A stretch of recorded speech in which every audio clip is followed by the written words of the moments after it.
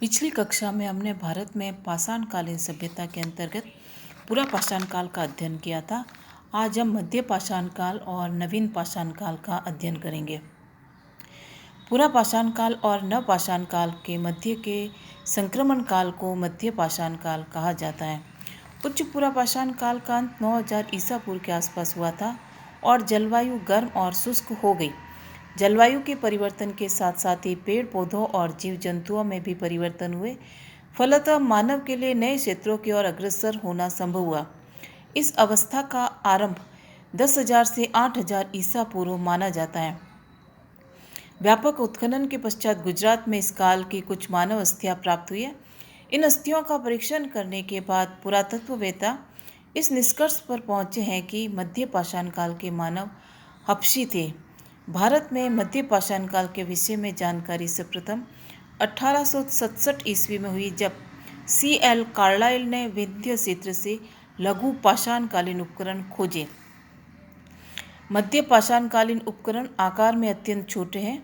वे लगभग आधे इंच से लेकर पौने इंच के बराबर प्राप्त हुए हैं।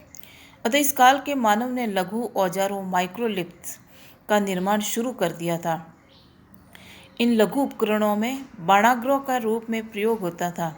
इस काल में उपकरण निर्माण के क्षेत्र में एक और महत्वपूर्ण परिवर्तन आया और वह यह है कि अब कठोर चट्टानों के साथ साथ मुलायम चट्टानों का उपयोग भी उपकरणों के निर्माण में किया जाने लगा। इन उपकरणों में कुंठित तथा टेढ़े ब्लेड, छिद्रक, स्क्रैपर, ब्यूरिन, वेधक, चांद्रिक आदि प्रमुख है। कुछ स्थानों पर हड्डी और सींग से बने हुए उपकरण भी मिले हैं। मध्य पाषाण काल के उपकरण चालसेडनी, जैस्पर, एगट, क्वार्टजाइट, फ्लिंट आदि कीमती पत्थरों के पाए गए हैं। कुछ उपकरण त्रिभुज तथा समलंब चतुर्भुज के आकार के भी प्राप्त हुए हैं। इस कालखंड में लोगों ने समाधान की दाह संस्कार की प्रक्रिया शुरू कर दी थी। उत्खनन के दौरान अस्थि अवशेष प्राप्त हुए। उनमें से कुछ के शीर्ष पूर्व की ओर और कुछ के शीर्ष पश्चिम की ओर है। यह शीर्ष के पास से पाषाण उपकरण भी प्राप्त हुए हैं, जिससे यह निष्कर्ष निकाला जा सकता है कि समाधान से संबंधित अनुष्ठान का प्रयोग शुरू हो रहा था। मानव अस्थियों के साथ साथ कुत्ते के भी अस्थि पंजर की प्राप्ति धार्मिक महत्व के साथ जोड़ा जाता है और ऐसा माना जाता है कि इस कालखंड में पशुपालन को पर्याप्त महत्व प्राप्त होने लगा था। मध्य पाषाण काल के लोग शिकार करके, मछली पकड़कर और खाद्य वस्तु इकट्ठा करके अपना पेट पालते थे। आगे चलकर वे पशुपालन भी करने लगे और इनमें से शुरू के 3 व्यवसाय पूरा पाषाण काल से ही चले आ रहे हैं, जबकि अंतिम पेशा नव पाषाण संस्कृति से जुड़ा है।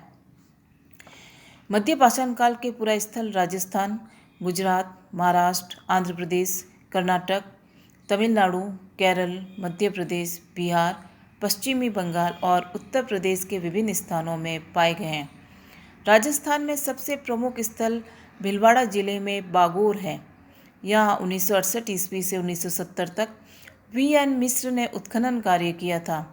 गुजरात में स्थित लंगनाथ सबसे महत्वपूर्ण पूरा स्थल है, जहाँ H.D. Sankalia, B. Subbarao, A.R. Kennedy ने उत्खनन कार्य करवाया। लंगनाथ से 14 मानव कंकाल भी प्राप्त हुए। आंध्र प्रदेश में नागार्जुन कोंडा, गिद्दलूर, रेणीगुंटा, कर्नाटक में संगनकल्लू तथा तमिलनाडु में तिरुनवेली जिले का टेरी प्रमुख पूरा स्थल है। 1964 ईस्वी में मध्य प्रदेश के आदमगढ़ शिलाश्रय से 25,000 लघु पाषाण उपकरण प्राप्त हुए। यहाँ की भीमबेटका गुफाओं की 1958 ईस्वी में V.S. वाकणकर ने खोज की थी। पश्चिमी बंगाल में वीरभान एक महत्वपूर्ण पूरा स्थल है, जहाँ बीबी लाल ने उत्खनन कार्य करवाया।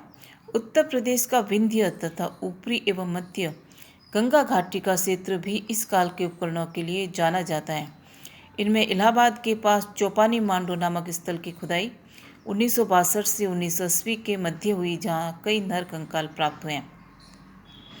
इस काल में जंगली पशु पक्षियों का शिकार करने के अतिरिक्त ये लोग गाय, बैल, भेड़, बकरी, घोड़े, भैंसे आदि का शिकार करने लगे थे।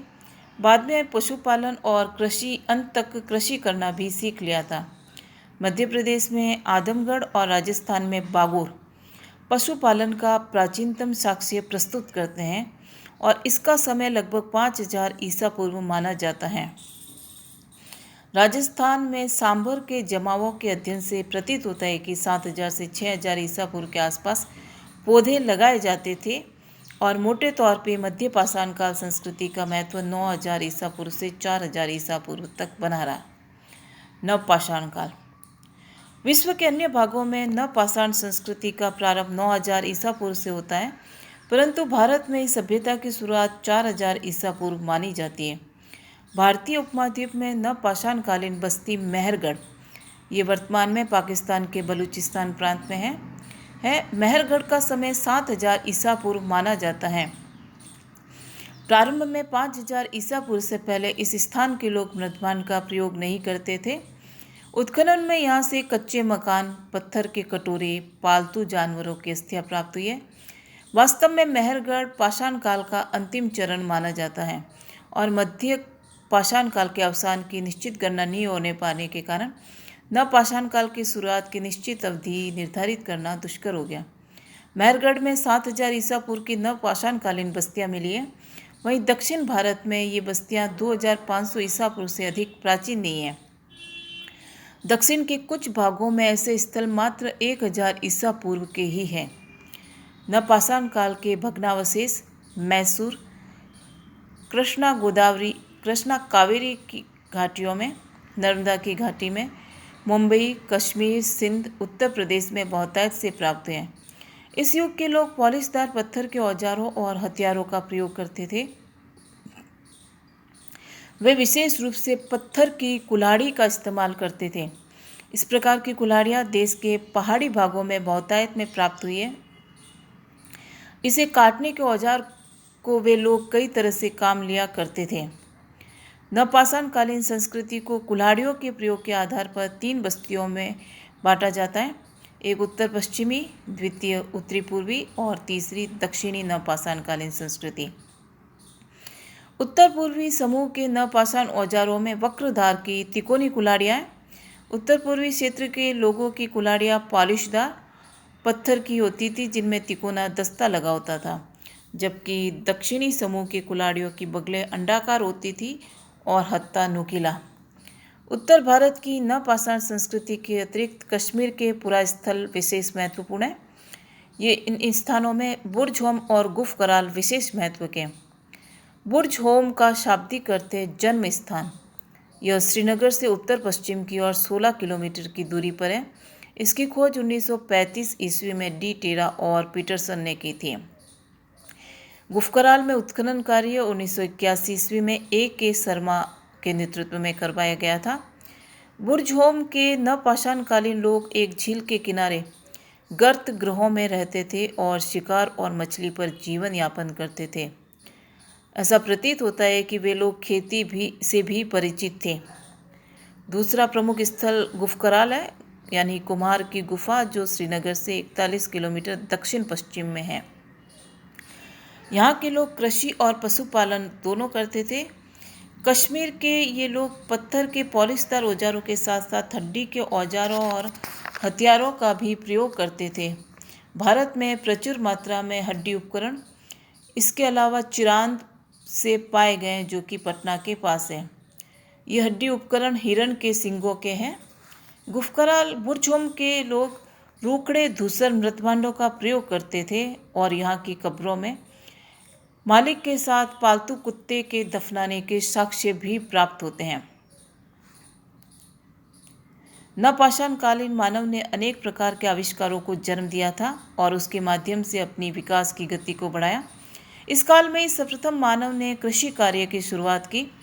उत्खनन में प्राप्त एक पाषाण शिला पर 2 बैलों की सहायता से हल चलाते हुए कृषक का चित्र उपलब्ध हुआ है, जिसके आधार पर यह अनुमान लगाया जा रहा है। उस काल में बैल और हल की सहायता से कृषि कार्य संपन्न होते थे। हालांकि अभी तक हल और उसके अन्य अवशेषों की प्राप्ति नहीं हुई है, इसलिए आधार पर यह अनुमान लगाया जाता है कि हलों का निर्माण काष्ठ से हुआ था, जो कि कालांतर में नष्ट हो गए। गेहूं, जौ, बाजरा आदि विभिन्न प्रकार के खाद्यान्नों का उत्पादन भी प्रारंभ हो चुका था। कृषि के साथ साथ पशुपालन का भी विकास हुआ।